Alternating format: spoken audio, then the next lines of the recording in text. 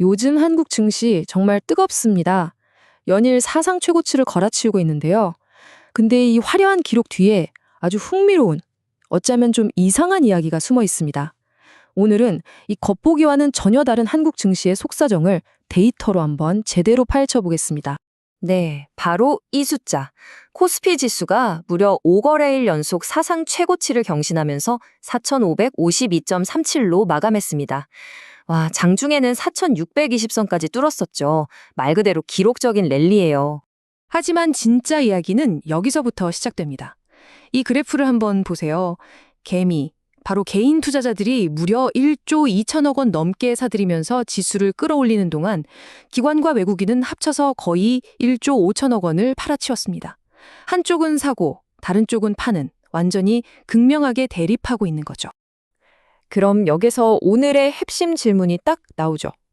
모두가 환호하는 이 엄청난 랠리 속에서 왜 흔히 시장의 스마트머니라고 불리는 기관과 외국인들은 짐을 싸서 나가고 있는 걸까요? 오늘의 분석은 바로 이 질문에 답을 찾아가는 여정이 될 겁니다. 자, 첫 번째 파트입니다. 먼저 이번 랠리의 성격을 확실히 해야 하는데요. 이건 거의 전적으로 개인 투자자들이 만들어낸 시장이라는 겁니다. 사실 이건 굉장히 이례적인 상황이거든요. 그리고 이 개인 투자자들 그냥 막 사는 게 아닙니다. 아주 뚜렷한 전략을 가지고 움직이고 있어요. 기존의 대장주, 예를 들면 삼성전자 같은 주식에서 차익 실현을 하고 그 돈을 가지고 방산이나 조선, 바이오 같은 새로운 섹터로 빠르게 옮겨 타고 있다는 거죠. 이걸 전문 용어로 섹터 로테이션이라고 하는데 개미들이 이걸 주도하고 있는 겁니다. 그럼 다음으로 넘어가서 이 돈의 흐름이 구체적으로 어떤 종목과 섹터의 운명을 갈라놨는지 한번 따라가 보죠. 과연 오늘의 승자와 패자는 누구였을까요?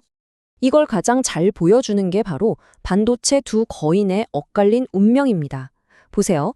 삼성전자는 개인들의 차익 실현 매물이 쏟아지면서 주가가 1.5% 넘게 빠졌어요.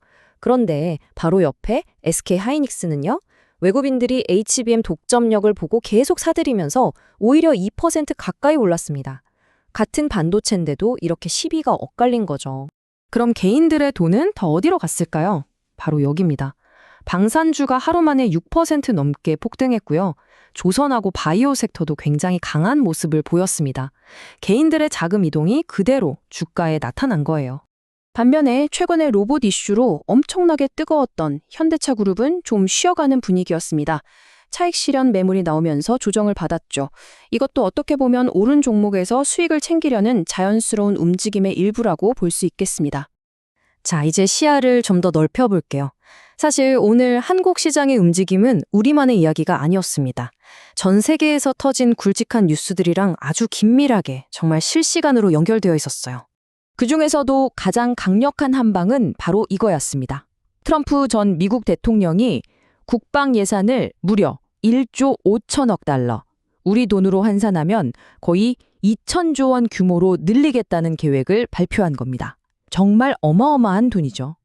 그리고 이 뉴스 하나가 한국 시장에 미친 파급력은 그야말로 폭발적이었습니다. 이 그래프를 보세요. 말이 안 나올 정도죠. 하나 에어로스페이스랑 LIG 넥스원은 거의 9% 가까이 폭등했고요. 하나오션도 7% 넘게 급등했습니다. 글로벌 뉴스가 특정 섹터의 운명을 어떻게 하루아침에 바꾸는지 보여주는 완벽한 예시입니다. 근데 이게 다가 아니에요.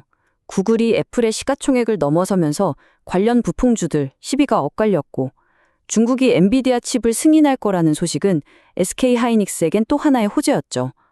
또 포드가 로보택시 사업에 뛰어든다는 소식에 자율주행 테마가 다시 들썩였습니다. 모든 게 다 연결되어 있는 거예요. 자, 그럼 오늘 분석한 이 복잡한 흐름들을 가지고 우리는 내일 당장 뭘 해야 할까요? 마지막 섹션에서는 아주 명확하고 실용적인 투자 전략을 한번 정리해 보겠습니다. 오늘 분석을 종합하면 전략은 딱 이렇게 나옵니다. SK하이닉스나 하나 에어로스페이스처럼 강력한 모멘텀과 글로벌 호재가 받쳐주는 종목은 적극 매수 관점을 유지하고요. 삼성전자나 현대차처럼 펀더멘털은 좋은데 잠시 조정을 받는 종목들은 오히려 빠질 때마다 나눠서 사는 선별 매수 전략이 좋아 보입니다. 반면에 섹터 전체가 좀 힘이 약한 종목들은 당분간은 관망하면서 지켜보는 게 현명하겠죠? 그런데 말이죠. 지금까지 우리가 세운 이 모든 전략을 한순간에 무너뜨릴 수 있는 끝판왕 변수가 하나 남아 있습니다. 바로 내일 밤에 발표될 미국의 소비자 물가지수 CPI입니다. 이 숫자 하나에 미국 중앙은행의 금리 결정이 달려 있고 그 결정에 전 세계 증시의 방향이 달려 있기 때문이에요. 그러니까 핵심은 이거예요. 내일 밤 발표될 CPI 결과가 시장 예상보다 좋으냐 나쁘냐에 따라서 지금 이 뜨거운 랠리가 갑자기 차갑게 식어버릴 수도 아니면 이걸 발판 삼아 더 높이 날아올 수도 있다는 겁니다. 그야말로 시장의 운명을 건 한판 승부인 거죠. 그렇다면 이 엄청난 변동성 앞에서 우리는 어떻게 해야 할까요? 전문가들은 보통 이런 3단계 전략을 추천합니다. 일단 발표 직전에는 리스크 관리 차원에서 비중을 좀 줄여놓고요. 그리고 나서 결과를 침착하게 확인하는 겁니다. 그 다음에 예상보다 좋으면 다시 들어가고 나쁘면 한 발 더 물러서서 시장이 안정되길 기다리는 그런 신중한 접근이 필요하다는 거죠. 자, 오늘 이야기 정리해 보겠습니다. 오늘 개인 투자자 군단은 정말 엄청난 힘으로 새로운 고지를 점령했습니다. 하지만 바로 내일 미국 CPI라는 거대한 태풍이 시장을 향해 다가오고 있습니다. 과연 우리 개인 투자자들은 이 거센 파도를 이겨내고 어렵게 차지한 이 고지를 지켜낼 수 있을까요? 시장의 진짜 시험은 어쩌면 이제부터 시작일지도 모릅니다.